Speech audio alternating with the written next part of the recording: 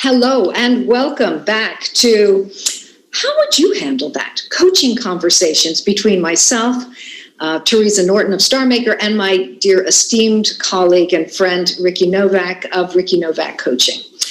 During these series of short conversations, we're going to share examples of the kinds of challenges that our clients bring with them to us. And then we're going to propose them to the other person and ask, how would you handle that? So, Ricky, I think you've got one for me today.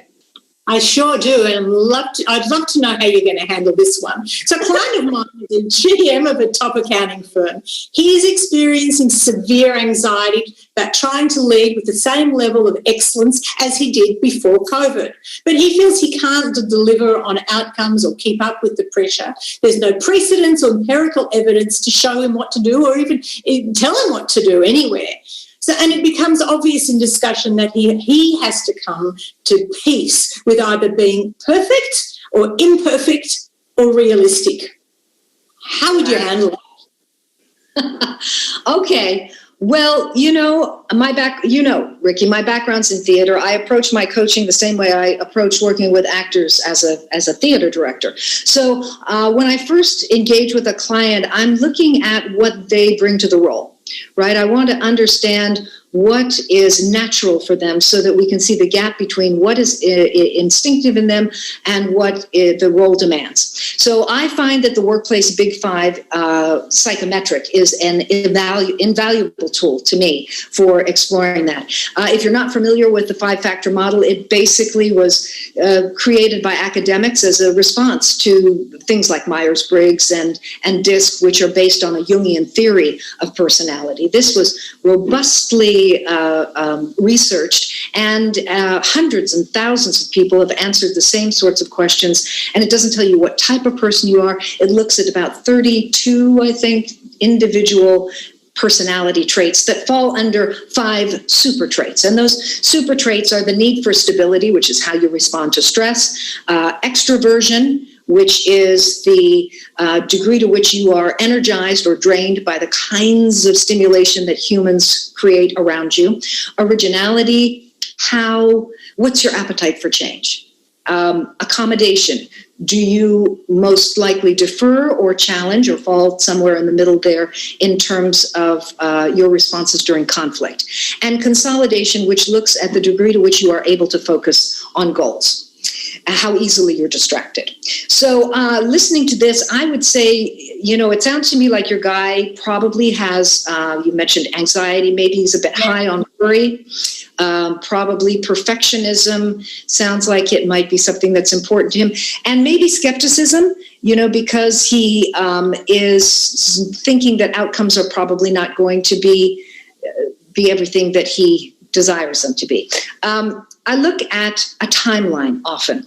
After we've gone through his Big Five scores, I would have him draw a timeline of his entire career so that he's not looking at COVID in isolation, because I think he's looking at that situation and saying, that's the problem out there. And I would suggest that when we go through a timeline that is a horizontal line and the lines up are successes and wins throughout his lifetime of work, and the lines down are challenges, what he sees as defeats, disappointments, failures at the bottom, we're going to see some patterns that probably speak to some of those personality traits that are further off the scale from center, and explore how he chooses to act in those situations, because we're not responsible for our personalities, thank God. We are responsible for our behavior.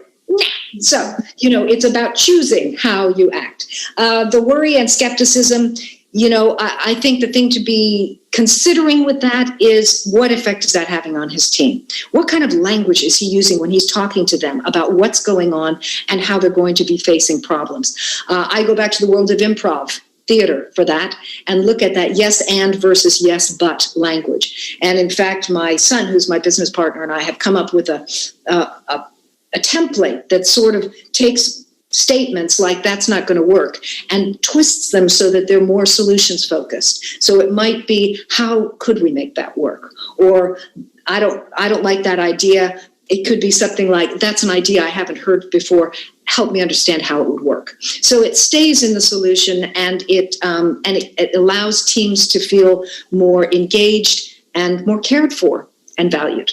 So that's what you get from me today, Jen. Wow, and there's so many takeaways from what you're saying, and I'm just the first thing that I'm seeing is this gorgeous picture in front of me of a visual, and lots of lines going up and tall lines going up that's going to celebrate the great things that this person has actually done, because that's over a lifetime. And while we're in a situation of COVID, which is 5, 6, 7 months, it's a small blip in our lifetimes. So if we're going to allow this to compromise all of the good things that have gone before us, and of course all the good things that are still yet to come.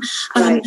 We've got this gorgeous opportunity now to really lay it out on the table, and look at the things that might just be roadblocking it, which is up here and predicated by what's going on in here. So how can we shift that? And when you were talking about the languaging, what came to mind was powerless statements versus powerful statements. The powerful statements is yes and, the powerless are yes but.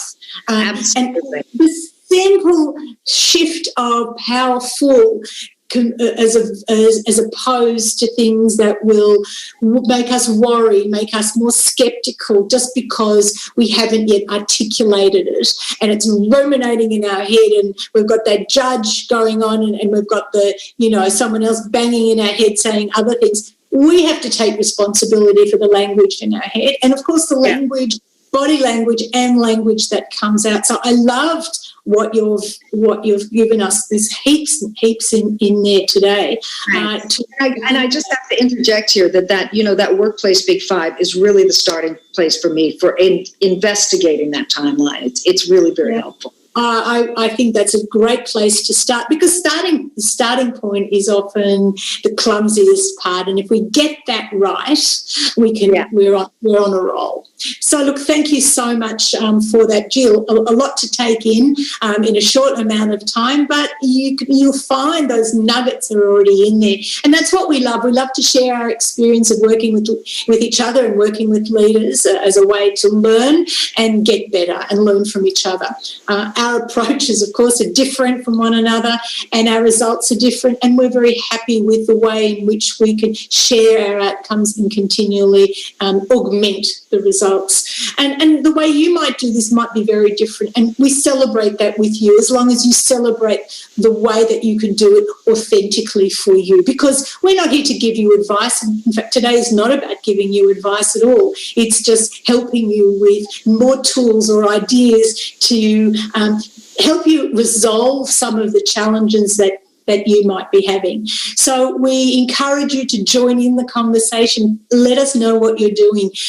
Give us some messaging back about what's working and where you might need some help, because we'd love to hear how we can support you in your journey to have really good conversations and not be scared to say, so how would you handle that? So we serve by learning, we serve by listening, and we're looking forward to serving you. See you next time. Look forward.